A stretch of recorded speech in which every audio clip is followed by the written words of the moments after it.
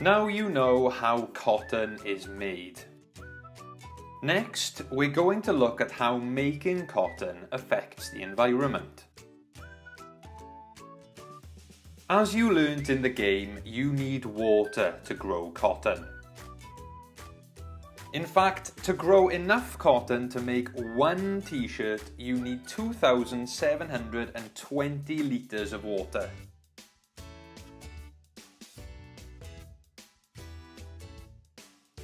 That's enough drinking water for one person for 3 years. With the amount of hard work and water that goes into making one t-shirt, you'd think that people would keep them forever. In reality, one lorry full of clothes is taken to the rubbish dump every second.